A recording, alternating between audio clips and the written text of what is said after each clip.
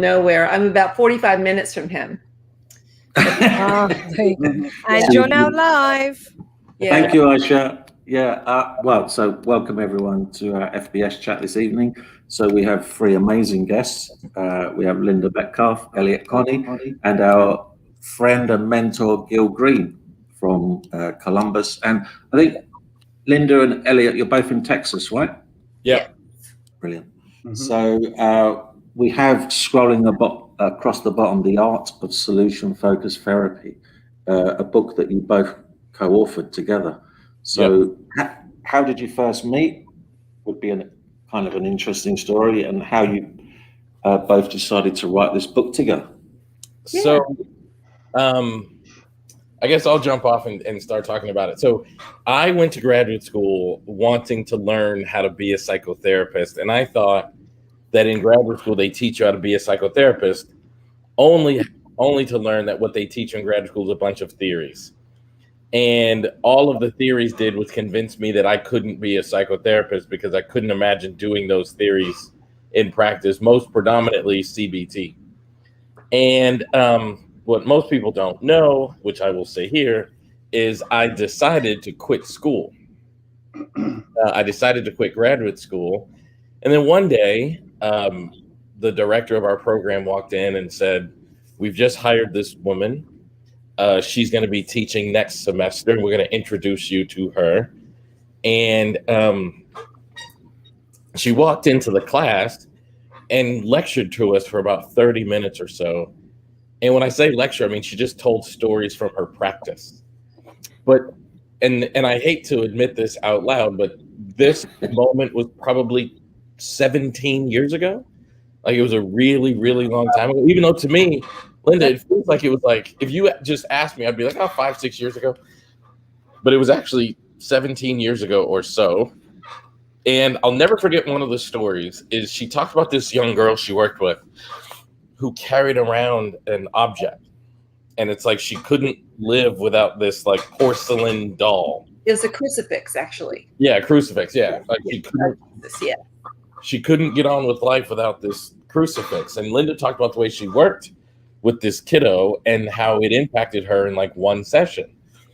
And I was so enthralled because what Linda did made complete and total sense to me. And it was something that I could see myself doing.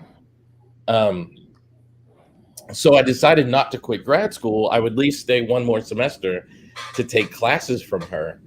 And I mean, I remember to this day sitting in the back of that classroom, just like in awe, listening to her talk about the way that she did her work.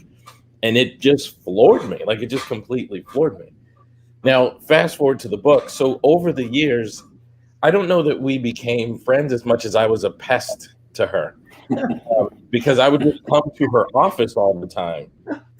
Because I wanted more resources about this crazy solution-focused stuff.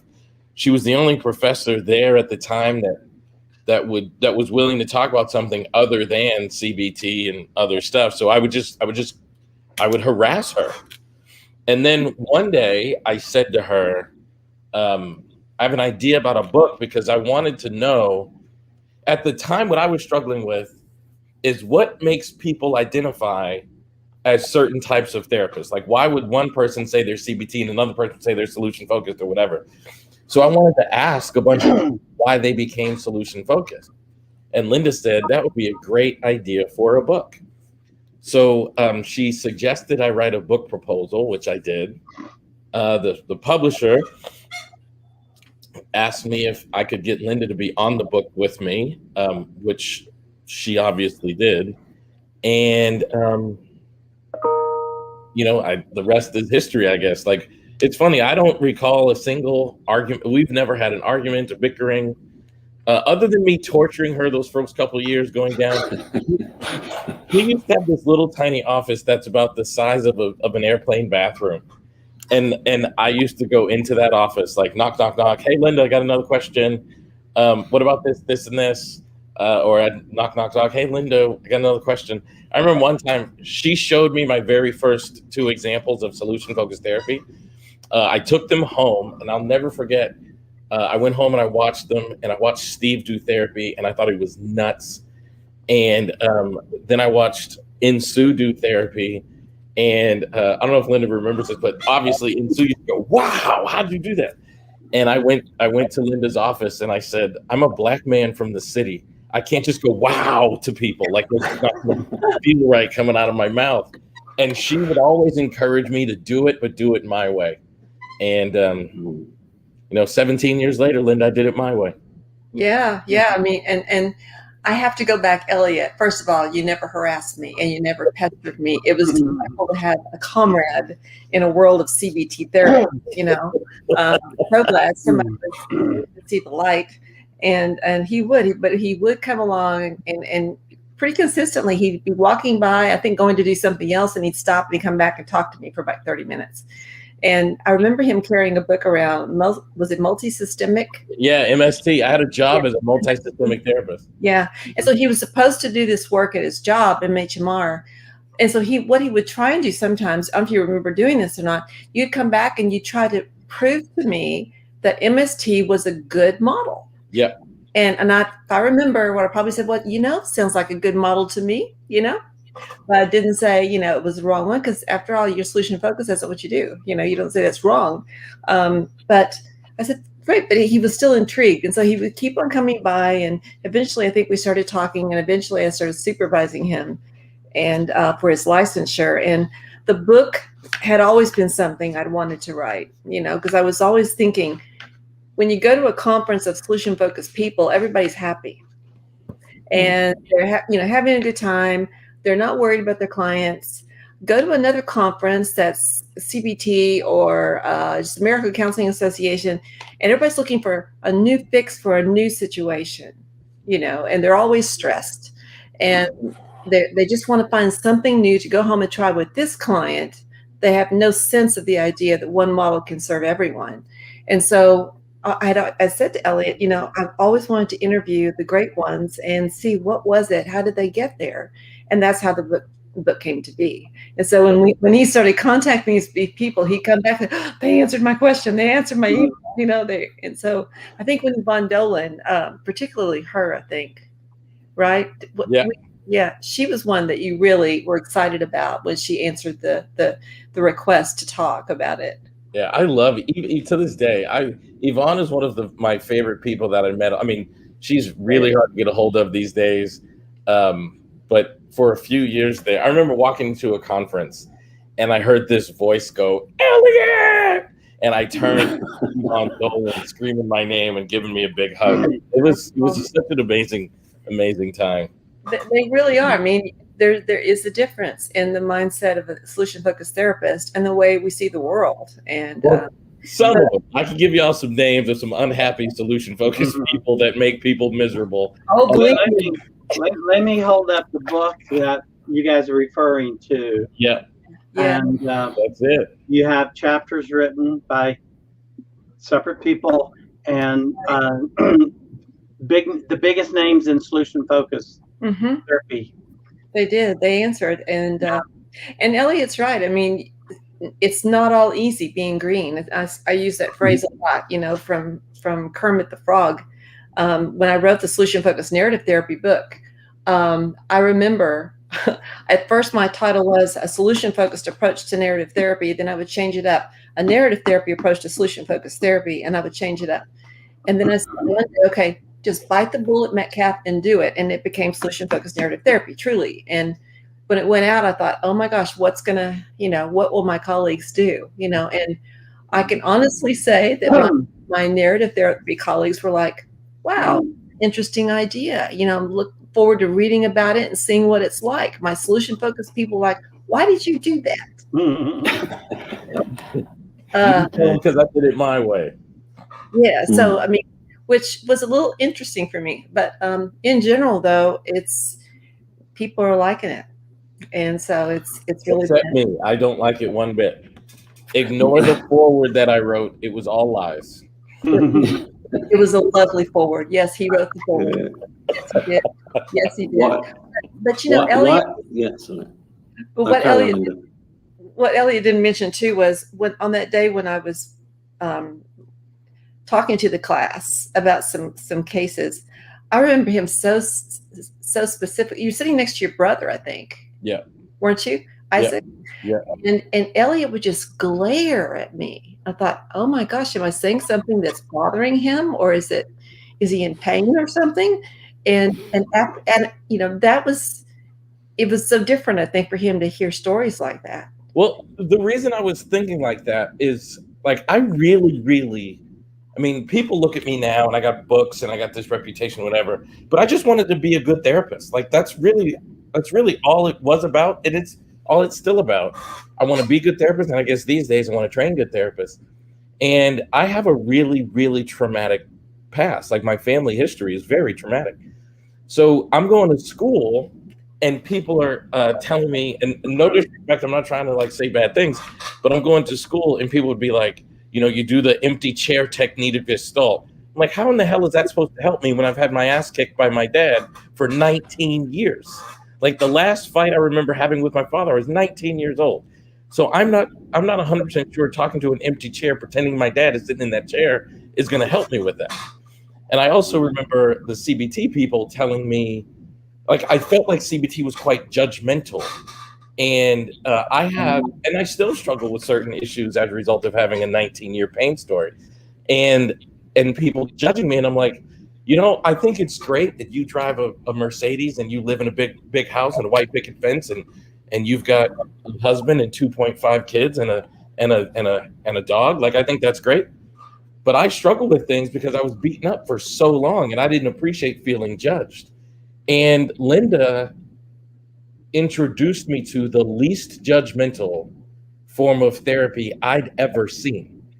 And so when I was sitting there in awe, and like I said, I remember to this day, like who remembers a story someone told them 17 years ago?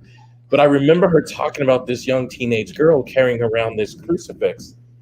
And there was no judgment at all in Linda's story.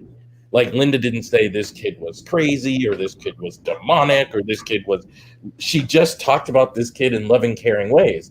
Now, I didn't really know the difference between, you know, solution-focused brief therapy and a hole in the wall. Like I didn't, but what I knew is I want to be a therapist that people can describe as non-judgmental.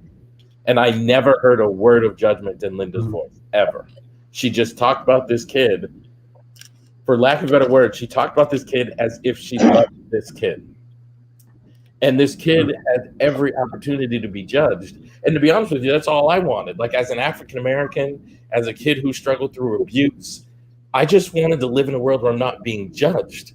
And here I listen to this professor who has every opportunity to judge this teenage girl. And it's almost as if she's choosing not to. I've just viewed that as so remarkable. And I wanted to be a therapist like that. So I just started bothering Linda. No, Linda said that I wasn't bothering her, and I appreciate it. But I would just go to her office all the time because I wanted to talk about people the way she talked about people. And ultimately that led to me solution focused, but it all started with I want to talk about people like that. And I have to admit, Elliott, that whenever you came to my office, I was always happy to see you. I really was. You know, you were kind of a breath of fresh air too, because not a lot of students were as diligent in reading as much as you were. And I read everything. You read everything. And he's read more than I have, I think. Has some stuff I don't think I've ever seen. But, you know, other students were just trying to get through. What courses am I going to take? He would come by talking about cases. And what would you do in this situation? And what would it say about this situation? And it was that way in supervision too. I remember, do you remember the young man, Elliott, that you came in one day in supervision? And I think it was an adolescent boy who was interested in watching porn of children. Do you remember that case? Yeah, I remember that. And you came in and you said, I can't work with this person. Absolutely. And I said, Elliott, yes, you can. He said, no, I can't. What do I do? So you do the same thing we've talked about. And within a couple of weeks, you came back and you said, I can't believe it, but he's doing better. He has a girlfriend the same age now. He admitted he never touched anyone inappropriately. So, and you said, I can't believe it. What went on? I said, I'm not so sure. What would he say you did? You know, and I don't know. That's something else that, you know, I really hold my students, and Elliott was one too, hold fast and believe. that this model can truly take you if you just follow the client. You know, it's funny.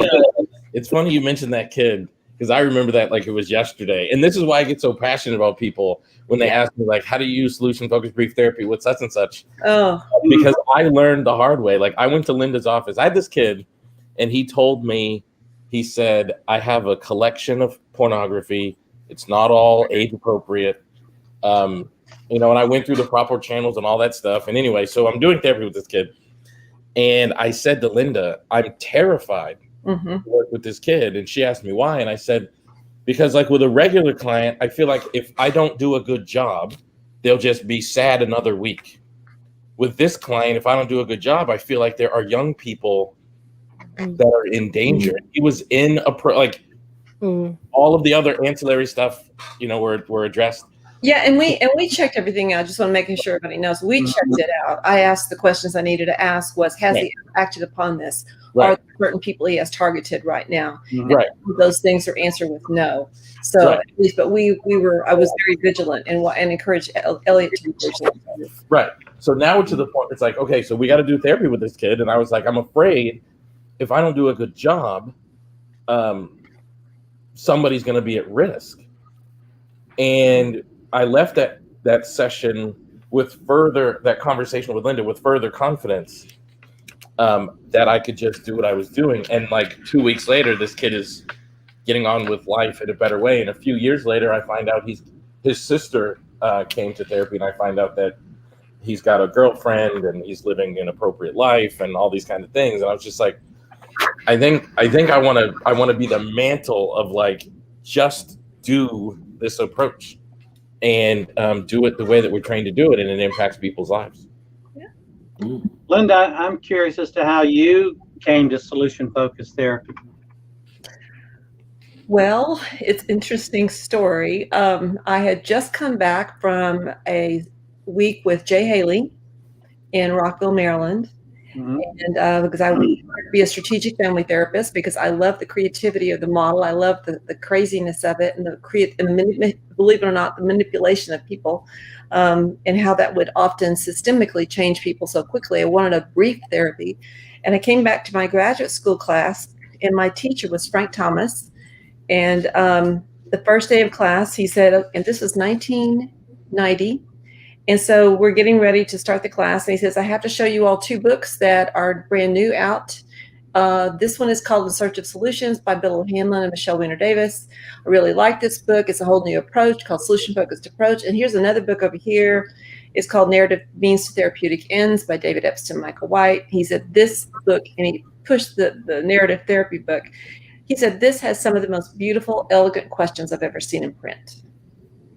And so I was a little curious, not too curious, but I went up and talked to him about the books and looked at them a little bit and decided to get the books and started reading them. And it was a good thing, because at that time, Dr. Thomas was teaching strategic family therapy, and I was sure I was going to try and do that. And I did a paper and I got a B on it. He said, I just don't think this is the right one for you. It just doesn't seem to work. And so just really got real excited about the solution-focused narrative therapy, read both books at the same time. I'm not so sure I ever totally got through Narrative Means to Therapeutic Ends, because if you've ever tried reading that book, I know what you mean. You need lots of caffeine to stay awake. I read I read it about that time too, and it came out, and it's different. The writing style is different. It's a very heavy read. Whereas in Search for Solutions, it's very easy to read. That's easy. Yeah. It's easy. And so I guess because that one was easier, then I decided, because I know there's quite a few cases in that book, I started making templates up, because I learned best by having some kind of path or order. And so I did that and started going through other cases, lots and lots and lots of case studies, and started to see trends, what was coming first, and did it that way. And the rest, I guess, I remember the first case I tried it out on, and my teacher has seen me do it in the practicum class at Women's, and he said, you really ought to write this up. And I have a friend, Michael Durand, he's got a new journal out. He might take it. And so I wrote it up, and Frank proofed it and sent it off to Michael Durant, and he published it. So that's kind of how I got started. And the rest is history. So if that never happened for you, Linda, Elliott may not have become a solution-focused therapist. Elliott would not. I would have. If that hadn't happened, I would have quit graduate school. I really. People who know me know when I make up my mind, I do exactly what I'm thinking. And by that time, I knew psychotherapy was not for me, and I would have quit graduate school for sure. Now Elliott, if I recall, you played baseball Whole life in college, high school and college. Yep. How were you able to draw upon that as in becoming a solution-focused therapist? So it's funny that you ask that, because I would say 3 things for my baseball life. I've actually thought about this a lot. So I would say 3 things for my baseball life have helped me. Number 1, in order to be a good baseball player, you have to study film. So in order for me to learn how to do solution-focused brief therapy, I did what I would do. I would study film. Number 2 is you have to practice not just technique, but you have to master it to the point where it's second nature, so you could focus on the nuances. And I would say I take that same approach to solution-focused therapy. Like I wanted to know the approach so well that it was completely second nature, so I could be flexible, intuitive, and instinctual in the session. And then the third thing is I think baseball programmed me to receive the solution-focused approach later on. I'll give you an example. In order to play baseball, you have to be able to focus on success and ignore failure. Mm-hmm. Like a really good baseball player, and I know a lot of people listening to this are probably not in the United States, but to be a really good baseball player, you have to accept, and I mean really good, I mean like world class, you have to accept you're going to fail 70% of the time. So a really good baseball player has the ability to like strike out twice and hit a home run, but yet focus on the home run. So I think my brain has been conditioned to focus on what works and to focus on positive things in spite of negative things from the very, very beginning. I love that. That's great. Those are great lessons. Decided to join us, Joe.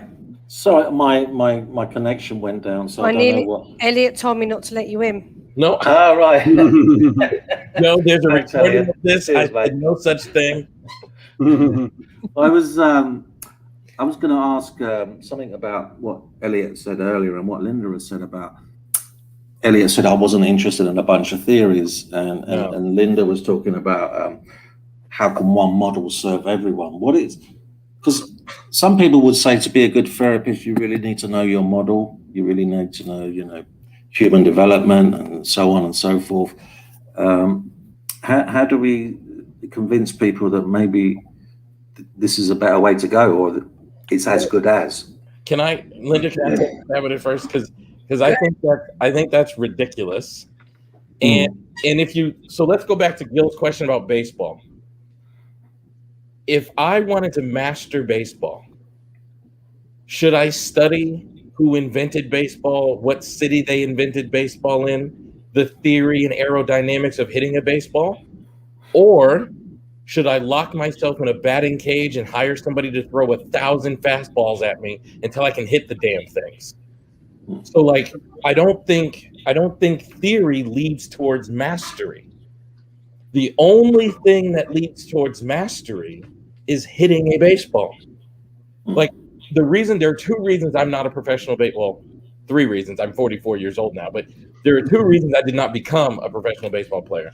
One of them is I suffered a catastrophic knee injury, but the other one is I had a Major League Baseball scout come and tell me, you're very, very good, but we are not going to draft you. And I was like, why? Why not? Like, you just told me I'm very, very good. And he said, because you grew up in Massachusetts. And that means in your calendar year, you played about 50 baseball games. which equates to you saw about 400 game pitches in your calendar year. Your Florida counterpart or your Texas counterpart has seen 2,500 pitches every year.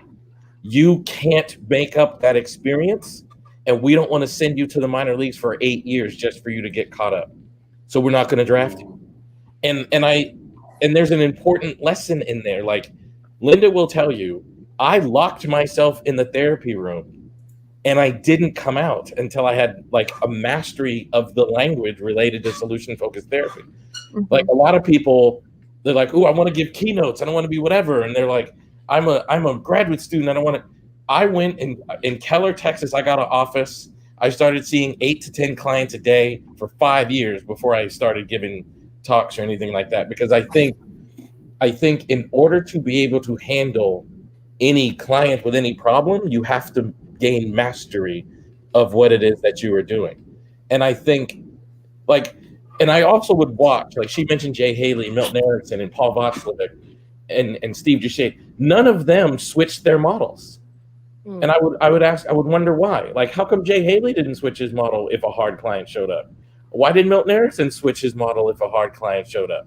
Or why didn't Steve Duchesne switch his model if a hard client showed up? So if they don't have to switch their models when a hard client shows up, neither does Elliott Connie. As long as I'm willing to do the work. And I think most people just aren't willing to do the work. Well, I think people that call themselves eclectic basically just don't know a model very well. And they're just kind of picking and choosing from other models to kind of get through a session.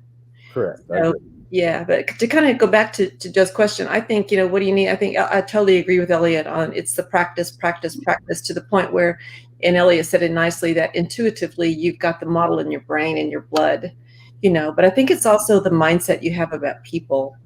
I know when I teach teachers, which are probably the toughest audience I teach, what I try to get into their heads a little bit is to look beyond student as a problem and see the human. And from there, it's that new belief and that new mindset that lowers the playing field. I guess there's another sports analogy, and they can begin to join. To me, it's also, if you look at research, it's what makes a good therapist is the relationship.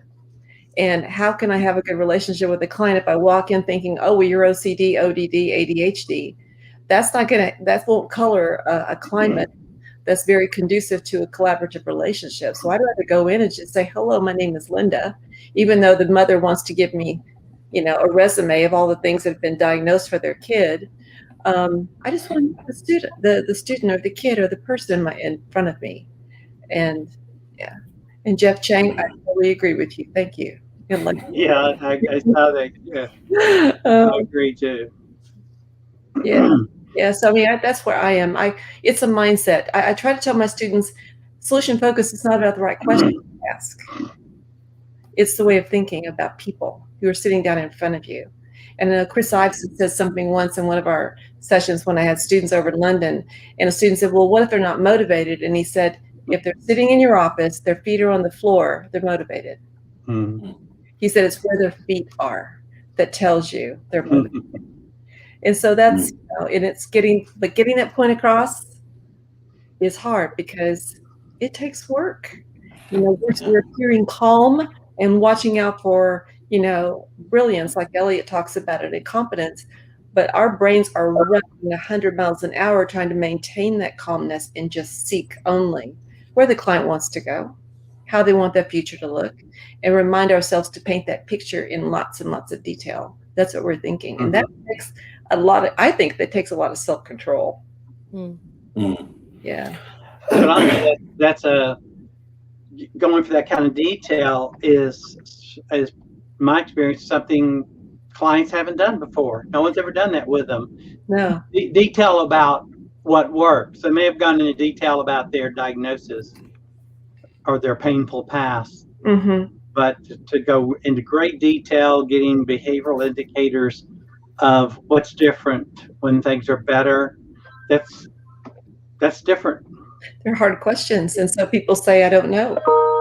And I try to teach teachers to instead of filling in the blank, which is what they tend to do, to say, I don't know either. Actually, I was going to ask a question about that, if I may. Oh, I know. I'm just surprised. Go ahead. Elliott, as a student, thinking back to, because it wasn't that long ago when Linda was your professor. And yeah, she's a great storyteller and all of that. But what else was it about Linda's approach? And I'm hoping that the teachers that are listening, because there's quite a few teachers listening at the moment, it's kind of giving advice to them. What is it about her teaching style that made you want to stay on and become such a great therapist? It's actually hard. It's hard to almost say publicly. Linda and I have talked about this stuff a lot. Linda's like a second mom to me, because I think what Linda did, to be honest with you, I don't really remember Linda the teacher. I don't remember how she did her lessons necessarily. I don't remember whether she wrote on the board a lot or not. Or, like, to my point I'm trying to make, I guess, like the techniques of teaching, I don't remember how Linda did it. What I remember very, very clearly, and what I continue to carry with me to this day, is Linda believed in me every time I talked to her, and she made that belief in me overt. So I think the gift a good teacher gives their students is believing in their capacity to dream. Because I would go to Linda and I would say, I want to write a book. And Linda would say, then let's go do it. As opposed to, are you sure? Because your papers aren't super, you know what I mean? Like, Linda, I don't ever remember her expressing doubt in me at all. When I told her there was something I wanted to do, whether it was as big as like, I want to change the whole world, or as small as I want to read a book, she talked to me as if not only I could do it, but as if me doing it was likely. And I think that's the great gift that we give people. And when I talk to teachers or counselors, I always say the same thing. If you have a child, and Aisha, I know you have a child. If you have a child and you can sign your child up to be in one classroom or the other classroom, and in one classroom is a teacher who knows the field and theories of teaching, and in the other classroom is a teacher who's equally as intelligent, but passionately believes in children's abilities, which one would you sign your child up for? Definitely the latter. Linda was the latter. Linda was that. So I left my graduate program feeling like I could do anything. And I didn't get that from a book, and I didn't get that from her teaching techniques. I got that from her attitude. Linda, was Elliott an exception? Were you like that with all your students, or did Elliott stand out? Well, Elliott, I would say he's an exception, because not all of them were as passionate in learning about the model. Now, I could probably, in his cohort, I can look back and think of about 3 others that were as passionate. They wouldn't come to my office as often. He was always the most frequent writer. But I think that way about all students, at least those students that, come to me and want some mentoring of some sort. But I'm still in my classes, even though if they turn in a videotape of a counseling session and I can't even figure out what they're doing. I might say something like, sounds like you joined well, sounds like this, tell me what you were thinking when you did this kind of thing. What do you hope to achieve next time? All that kind of thing. I really try and stay away from, you did a lousy job. There's no point in it. It's kind of like, what's the point? What do they learn from that? Instead, they need to learn what they did slightly better. And so that is the approach that I use as a teacher. I love it. So all you teachers out there, pay attention, please. We have a very, very, very important announcement from Jeff Chang. Love you guys. I have a meeting for my damn day job. Oh, so Jeff, we'll watch the rest later. Sorry, I will keep quiet now. What's really interesting about what you guys just said, and what kind of I guess this whole way of working is about, is when a client comes to you, we don't express doubt that they know their own way out of this problem, that they've got their own solution. And that's I guess that's difficult to teach, unless you've kind of got that sort of mindset in totally believing in what your client wants and their own abilities to achieve that. Mm-hmm. It is. And a lot of times, Joe, in my practicum classes, my students will come and they'll say, I'm just so stuck with this client. And my first question is, what's the outcome the client wants? Mm-hmm. Exactly. We often don't know. Mm-hmm. Like, we've got to find out what the outcome is. It's the old taxi cab that Chris Eidson talks about, and I talk about that a lot. If you got in a taxi with a client and you asked the client where they wanted to go and they didn't tell you what happened, we'll be sitting there. Okay, so I send them back to, let's find out what the outcome is that the client wants. Mm-hmm. The best hopes. I like that. Yeah. Yeah. I've just remembered something that I forgot to tell Elliott last time I met him. Elliott, did we ever tell you that when we are going to do a proper in-depth miracle question with a client, we call it the Elliott? No. And I usually roll my eyes while I say it because I'm like, oh God, we're doing the Elliott. How would you stir your tea? How would you hold this? How would you sip it? What does it look like? Like the proper in-depth. Oh, and the Elliott. lemons. How would you cut the lemons? Oh gosh, yeah. What would you be smelling?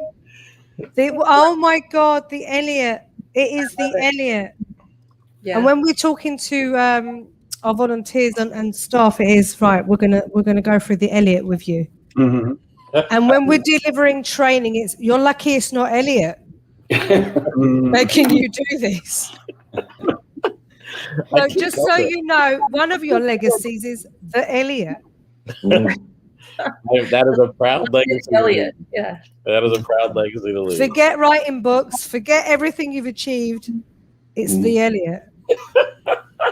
Just saying. You know, when I was a teenager, there was a dance called the Freddie. Let's do the Freddie. So now we'll just do the Elliott. We'll just do the Elliott. I always roll. The thing is, I always roll my eyes as well. I go, oh God, it's the Elliott. But it works. Aisha, don't roll your eyes. I know it does. Otherwise, we wouldn't be doing it. At least I'm honest. I do roll the eyes. Oh God. I know. Harvey rolls his eyes too, but I think Harvey rolls his eyes at a lot of things. But I can't help it. It's to me. Bill, it's fun. have you ever experienced the Elliott? Me? Yeah. No. I'm willing to experience it now. That's up to Elliott, but you got to give me a second to roll my eyes. So you get what they're talking about. So when I started doing solution focus, like I said, I went to Linda's office and she said, and I told her, like, I can't do what Steve does. All he does is grunt. And I said, I can't do what Linda does, what Insu does. Like, she says, wow, and these explosions. And I'm a city person. Like, I'm from the hood in Chicago. Like, this is not going to work. And she said, you have to do it like you do it. And I became very, very micro in the way that I ask questions. Very, very micro. Even more micro than Chris, which very, very micro. So I ask questions, Gil, like, if you woke up tomorrow morning and your desired outcome had become realized, which foot would hit the ground first when you got out of bed? Mm-hmm. And then Gil would say, Hold on a minute. Isn't it before you even open your eyes? Yes. Well, I was just picking a point to start, but I'm just saying. Hold on, roll the eyes. In actuality, I would say, Gil, what time would you wake up? And I don't know, Gil would say 6 o'clock. And I would say, before you even opened your eyes, what's the first thing you would notice? It would let you know you're waking up on a day where your best hopes had become your reality. And then I would and how long do you stay in bed? Is there a partner in bed with you? If so, before you even touch your partner, how would you let you, really, really micro. There have been times where I do an entire session and the client hasn't even gotten out of bed. Yeah. I like that. But when we were in brief, 5 years ago, how old was my daughter? 5 years ago. How old is my daughter? Anyone know how old my daughter is? 5. It went off for a good 25 minutes and she still hadn't got out of bed. Wow. And it was a hot day in London. All the windows were closed because there was something going on with another building. And I just went, Elliott, she needs to go to the bathroom. Please take her to the bathroom. Elliott, come on. Elliott, please. And he just looked at me and he just carried on. Elliott, do you have an example of that on your YouTube channel? Do I have an example of that on my YouTube channel? I don't know, probably somewhere. I was just talking to my team about it. I literally have over 1,000 videos on my YouTube channel and website, so I'm sure it's in there somewhere. Yeah. Do you really? Oh my God. Yeah. Yeah, I totally make up my mind I do it. So 5 years ago, I said I'm gonna do a weekly video, and I've never missed a single week.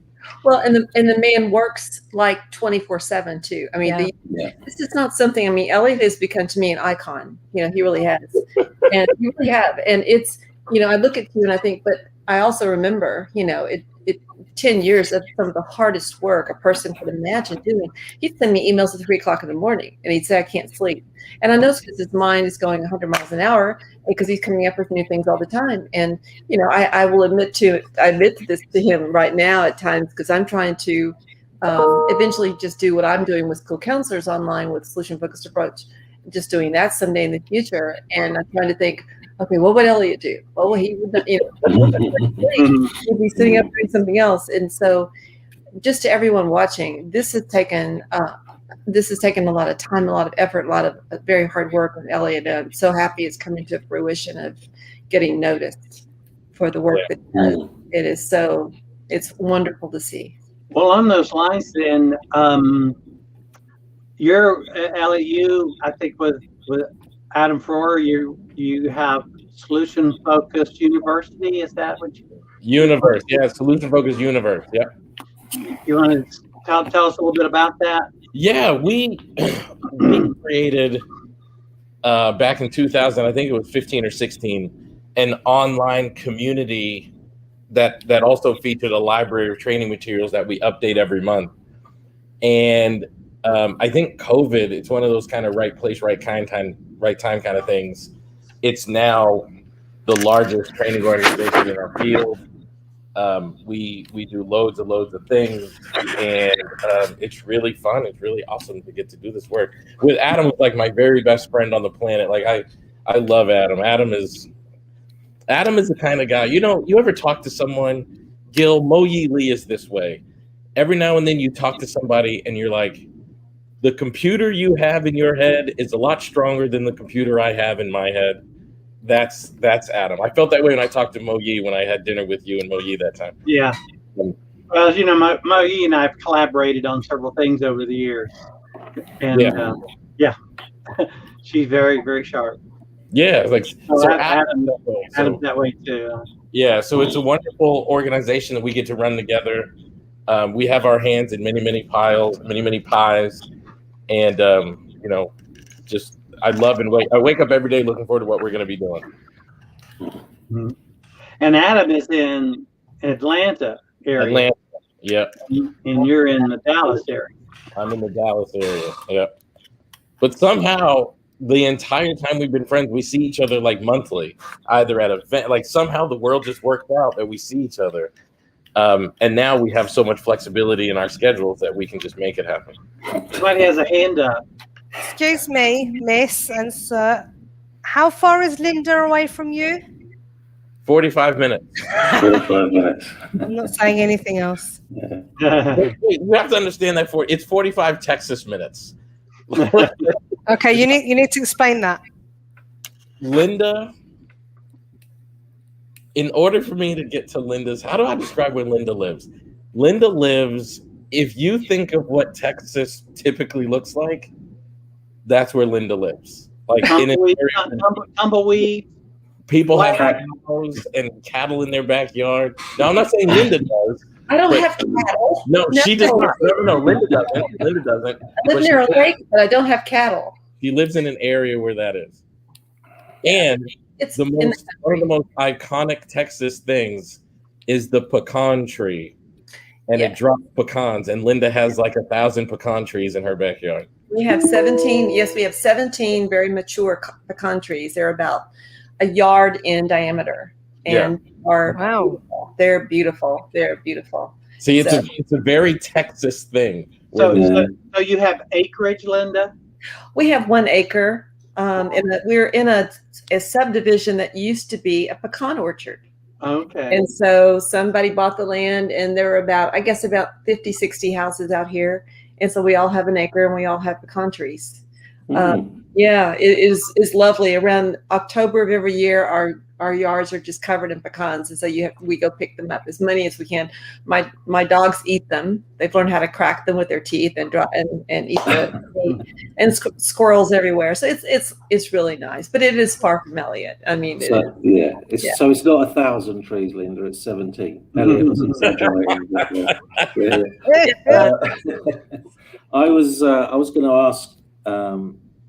Linda, obviously you've written a book on solution-focused narrative therapy, where you've almost married the two cousins of therapy. Not almost. I married the two. Whereas Elliott has stood firmly by solution-focused. What made you look into that and try to look at marrying the two together?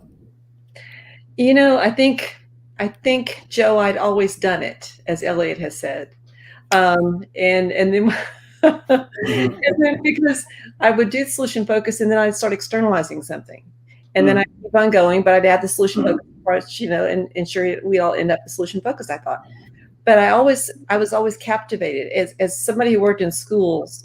I love the idea of putting aside the labels, and so when the narrative therapists talk about redescription, and the fact that the way we see ourselves in our lives has everything to do with the way we live our lives. That made so much sense for me as a school counselor. And so I really just got into that. And so I would just use the two together. And since that book came out, I'm always thinking about it, because I still am not crystal clear on how I arrive at certain places. But I'm now pretty clear of one thing, and that is whatever my client presents to me tells me the path to go down. Whether it's going to be pure solution focused, or solution focused narrative therapy with somebody who's trying to change somebody else, or somebody who's just, finding that they're dealing with an issue or a trauma or a situation, then that's a third path. So it's kind of given it gets me more flexibility with people who aren't always ready. And Elliott, don't shoot me when I say this, to answer the best hope question. Elliott. Because I've watched at times, and not Elliott's work, but other work, that people just can't answer it. And I think it's because they're so overtaken by a situation or a trauma. Don't you say anything. If I give them time and I externalize it, and we look at it, and we decide to stand up to it, and then I ask, so what are your best hopes in regard to someday soon when you are standing up to this? Then they can go there. And it just gives me another creative path. And I was always looking for that. And I was always also looking for adding a little bit more emotion to my work. And one thing you'll also learn about me, I was thinking about this the other day, I'm rarely going to be the person who is taught solution-focused therapy is as follows, and I'm going to follow it. That's not me. I'm always going to go outside the lines. I've done that all my life. I'm just going to go outside the lines. And going outside the lines, it made sense to me to use the narrative therapy approach with it. And I'm still going outside the lines. I think that's more fun. I can't be stuck in a box. It has to be this way. So, Elliott, Linda is saying obviously that there are some clients that find the best hopes question difficult, and sometimes that she may externalize the problem and go down it that route. What's your take on that? Yeah, can you answer the man with the wooden spoon in his hand? Yeah. I think. Well, obviously she's correct. Like, there are some clients who struggle to answer the desired outcome question. But I think the question is, as professionals, what do we do about it? So if I say to somebody, what do you best hope from our talking? And they say, I don't know, or they do something to demonstrate they're having a hard time answering that question. My personality is to persist. Linda's personality is like Linda doesn't like boxes. She doesn't like being forced down a particular path. So it's not surprising that who doesn't like boxes thinks of something completely outside the box. And if you don't know Linda, and this is why I'm actually very proud of having encouraged her to write this book, that on some level I completely disagree with. But Linda is not random. Like what she's doing is not random. And I think for her to challenge herself to try to put what's in her brain on paper is a remarkable gift that she has given to this field. Because I think counseling there's this old saying by Muhammad Ali. Somebody once asked Muhammad Ali, how many sit-ups do you do? And he said, I don't know. And the person said, what do you mean you don't know? And he said, I don't start counting until it hurts, because that's when it matters. And I think counseling starts when it gets hard. So a lot of people think they're one theory or another, and then when the client doesn't follow the script, that's actually where counseling starts. So if I say to someone, what are your best hope from our talking? They go, I don't know. I got no clue. How am I supposed to answer that when I was just raped, beaten, and bloodied? Mm-hmm. Linda's brain tells her, I'm going to find an alternate path into that answer, because she's a non-box kind of a person. That's how she thinks. And Elliott thinks, I'm about as stubborn as any problem I've ever met. I'm going to plow through this problem if it's the last fucking thing that I do. To me, and yeah, I mean, and you do it beautifully. And I would never know that you're persistent watching you. The timeline that I put in my narrative, solution-focused narrative therapy book, happened exactly like Elliott just described it, with a woman who was so stuck from a sexual assault. And that's how it was. And what do I say? So I'm thinking, oh my God, so it is. And I think to me, that is the true umbrella. And I really do think this, everyone. This is the true umbrella of the mindset of the solution-focused therapist, that you are willing to follow the client in that way. If I'm not getting there, the Chaser said you've got resistance, it's because you're not flexible enough. Then I'm going to be flexible, and I will go outside the lines. As long as I stay within my mindset, still asking them to go with me. You guide me as we go outside these lines. But I'm a Linda Metcalf devotee. Then I'm in your box, in your camp. Gil, then you also need to be muted, sir. No, but for me, one of the things that guides me in that way is my athletic background. Because when I'm playing baseball, when I played baseball, I'm aware that the pitcher is trying to get me out, and I have to stubbornly fight against the pitcher's desire to get me out. And in a way, I think problems are like the pitcher trying to get me out, and I just won't let the problem win. Like that's just my personality. And one of the most important people I met along my journey as a professional was Chris Iveson, because Chris Iveson is built exactly like me. There have been multiple times sitting in Chris's kitchen, his wife will just be staring at me. And I'm like, what? And she will say, like I would have just done or said something, and she'll say, you are just like Chris. And seeing Chris being 30, Chris is 30 years exactly, almost to the month older than me.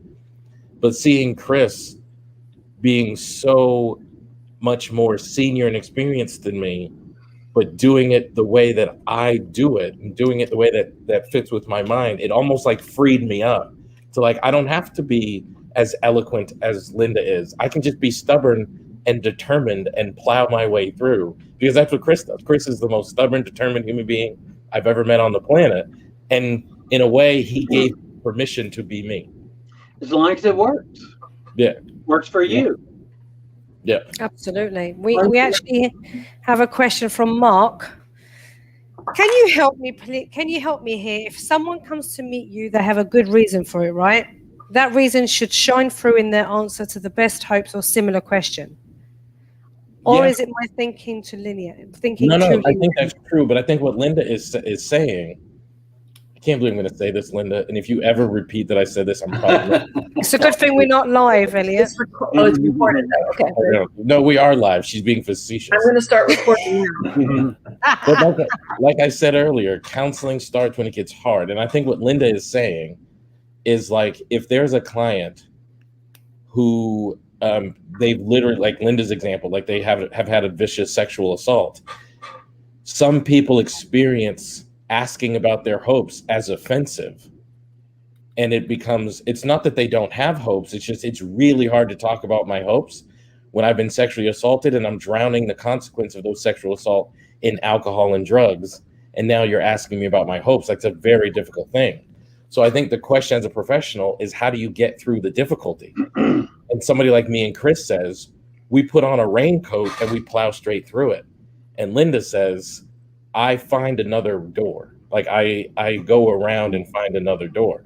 But neither one of us would say that that client doesn't have hope. We would just say, how do you get to them expressing their hopes? And Chris and I do it in one way and Linda does it another. Yeah, I mean, it's like, for me, way I think of it is, what are they a customer for? And it goes back to something Linda was talking about earlier, is what's the client's goals? What do they want out of therapy, and how will they know once they get there? What would that look like? Yeah, and that's always interesting when you're teaching this model, I think, because I know I had this happen with a group of people I taught a few weeks ago, and I was talking about the solution focus therapy approach and the best hopes question, and I had a guy at the end stay on and said, well, I'm a psychologist, and what you're talking about is not helping him with his anxiety, and he's going to end up having to do blah, blah, blah, blah, blah in the future. I said, thank you very much for your thoughts, but, I just gave you an idea. There's no point arguing, because he's got his own mindset. And those thoughts are out there. And I just learned, I mean, that's where the solution focused approach helps you to mellow, I think, a little bit. At least maybe it's my age too that's helped me to mellow. But, when people say, well, what about this? What this? I'm just sharing an idea with you. What you're doing is working, cool. If not, this is just another idea to consider. It's food for thought. What's interesting, me and Aisha always probably agree on this, is every client teaches us something. Yes. We're never the finished article. No matter how many years of practice we have, there's always an answer to a question that we just do not expect. Our clients teach us more about therapy than we teach them. And I think that's what's lovely about this approach. And when you said that, Joe, I mean, forgive me for saying this, but it took me back to what Michael White used to talk about in his manner of working, the outside witness group, where those who heard a client talk would say, as a result of listening to you today, I realized about myself the following. I have to wonder, if we as solution-focused therapists, when we did learn things from our clients at the end of the session, might think about saying, as a result of listening to you today, I might just go home and hug my child twice tonight. Just want to mention that you impressed, you kind of, you taught me something today. Yeah. I like that. We've actually come to the end, guys, already. This was the last hour. I know, but any last comments from any one of you before I close? Every time I'm around Linda, I enjoy myself. I learn something, but I can't believe that this is the life that I lead. I can't believe I get to do what I do, and I can't believe I get to do it the way I do it, and I can't believe I get to do it with whom I do it. So the only words I would like to close with is to say thank you. Well, Elliott, thank you for being the student that, it's been a true, bright spot in my life too. And I mean, the same thing with you. Every time I around you, I learned something. I learned when you talked to my students a few weeks ago and you talked about the hero and all their clients. And I used that last week in one of my solution focused connection things that I send out every Monday to teachers. There's a hero in every student, and they've been through a really traumatic share. Let's celebrate that hero. So all I want to say, if it's okay, is my solution focus connection is Tuesday at 12 p.m. Central Standard Time. If you're an educator and you want to learn more about stuff like that for the classroom and school counseling, that's where it is. Yeah, and I will be sharing that as we do with SFU as well. Yes. Which Joe and I are members of, just saying. Right. Did you guys, and we just had our annual conference, which was crazy, amazing. Yeah, I just have I lead a life where the biggest feeling I have is a feeling of gratefulness. And Linda, I'm so grateful that I met you, and I'm so grateful that Aisha and Joe allowed me to share this story on this platform, and Gil would join. And Gil, honestly, I'm really grateful to you too. I don't know if I've ever actually told you this, but there were a lot of communities within the solution focused world that weren't terribly accepting of the big loud black guy making a lot of noise. And I went to teach in Columbus, and you and Mo Yi Lee were like, "You want to come to dinner with us?" And that was such a warm experience for me at a time that was really hard. So right now, I just have so much gratitude for all of you. It's hard. Yeah, I really enjoyed that evening and getting to meet you for the first time when you were here. Yeah, that was fun.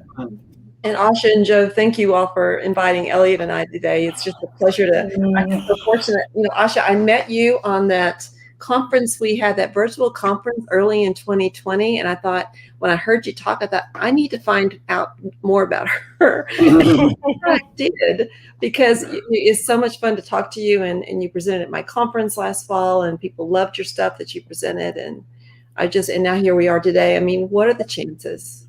I know. Well, we're family now, aren't we? We have our family together, and there's many things that this pandemic has brought to us. And I should just thanks for inviting me to be a part of this today, to co-host. Gil, we love you. I mean, we love you all equally, but honestly, it's been our absolute pleasure. I'm just going to read a couple of quotes for here. So, Rob Black, always good to see you smiling, your smiling face, Elliott. I love been Rob. Too long. Hopefully, see you soon at a conference. Hope so, Dorothea Reed, thank you so much, everyone. Excellent discussion. Owen Charlie, an excellent session tonight. Thank you all, Owen. There's loads. I can't go through all of them. There's absolutely loads on there, but you guys can kind of have a look later on. If I could ask you guys to just hang around just for a couple of minutes. But next, who do we have next? So tomorrow evening, we have Zeynep Zad, my Turkish solution-focused colleague, who has actually helped me out quite a lot. Thank you very much. So tomorrow we have Zeynep with some wonderful co-hosts. Next week, we have Elliott and his best buddy, Adam, joining us. Elliott, did you even know that? I did know that. But you guys don't even plan to bring questions, because we're just gonna riff, man. We're just gonna we just like fly. We're just gonna sit back with a bowl of popcorn and let you just go on with it. It's fine. Do that. Yes, it'll do great. Yeah, it'll be the Elliott and Adam show. Yeah. Absolutely fine. Joe and I will just be sitting there in awe. But thank you everyone for watching. We hope you found it useful, as we do get a lot of comments here, guys, where people emailing or sending us messages behind the scenes that they find these discussions so useful for their own mental well-being. It's great. Just listening to these conversations. So without having to physically or virtually go to therapy, just listening to these conversations are quite useful, is the feedback that we get. So thank you. I heard that too. I've recommended this to other people, to your channel on Facebook, and so I know people have gone to watch it later, and they've said the same thing. They get a lot out of these chats. Yeah, well, I'm glad. That's what they're there for. And like Linda said, something great came from the whole COVID process. Sorry, it's not nice to say, but it really has. But on that note, I'm going to roll my eyes thinking about Elliott's miracle question. And I'll see you all tomorrow night. Thank you, guys. Bye.